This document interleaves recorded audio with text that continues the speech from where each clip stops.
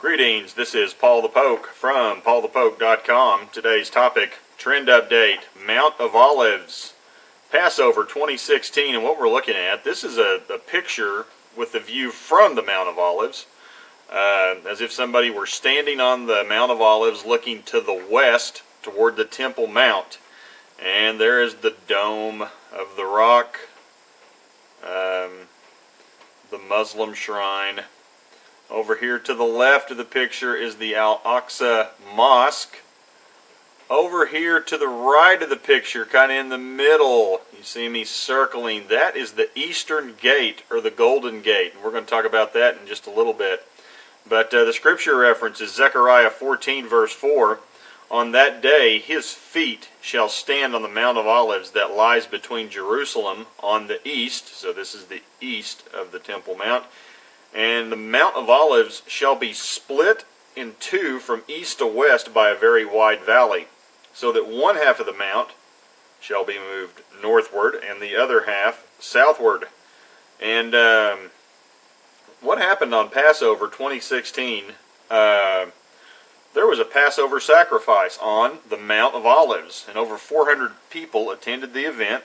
Multiple public figures and officials stated that they hope for the day that the Dome of the Rock, here in the middle, and the Al-Aqsa Mosque will be removed from the Temple Mount. They believe it is time to raise the area, so flatten this area, and purify the land. And if you're interested in that story, check out jpost.com, keywords, Paschal Lamb Ceremony, Temple Mount, and you can find out about it.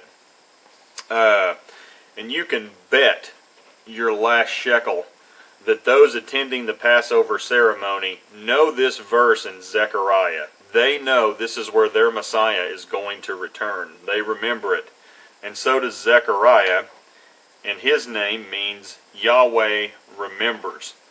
So you know God remembers as well. And so this is actually about 3,000 feet away, about a half a mile from the Temple Mount. And so as they're looking at all these things, they see the Eastern Gate. They know that's where their Messiah is going to break through there. Now, this is kind of funny. This whole area, this gate included, is considered Muslim territory at this time. And they've sealed it with brick and mortar. And then they've put a Muslim cemetery. And their idea is that no holy man's going to walk across a Muslim ceremony. And they think that brick and mortar is going to keep the guy out. The funny thing is little do they know, they are the instrument of prophecy fulfillment. So God can use Muslims to fulfill His word. He has no problem with that, and He does that in the past with Scripture, using other people to discipline Israel. So that's not a problem at all. Ezekiel 44 verses 1 through 3. Then he brought me back to the outer gate of the sanctuary, which faces east, and it was shut. And the Lord said to me, this gate, right here, shall remain shut.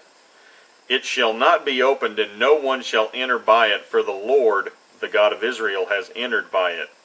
Therefore it shall remain shut. Only the prince may sit in it, or to eat bread before the Lord. He shall enter by the way of the vestibule of the gate, and shall go out the same way. So this gate belongs to the Messiah. It is His gate.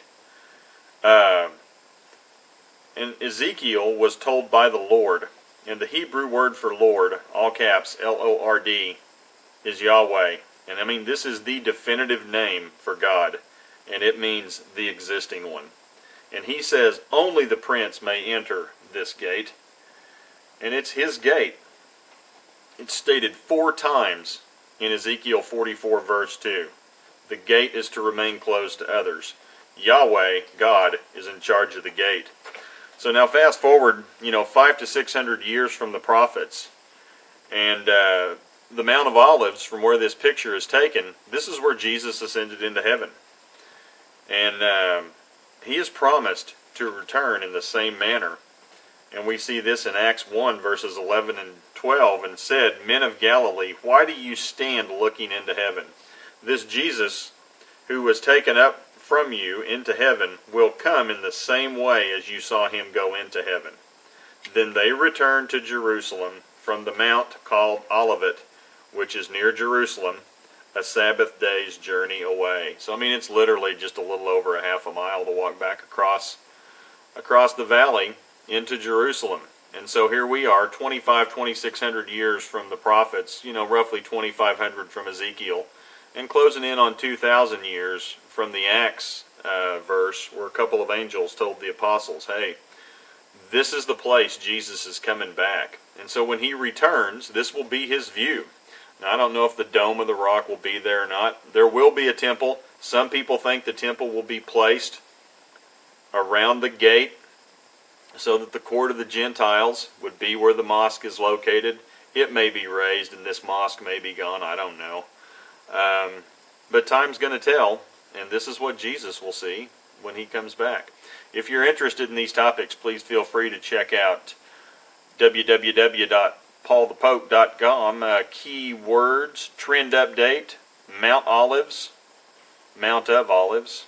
And thanks for listening. Have a great evening. Take care.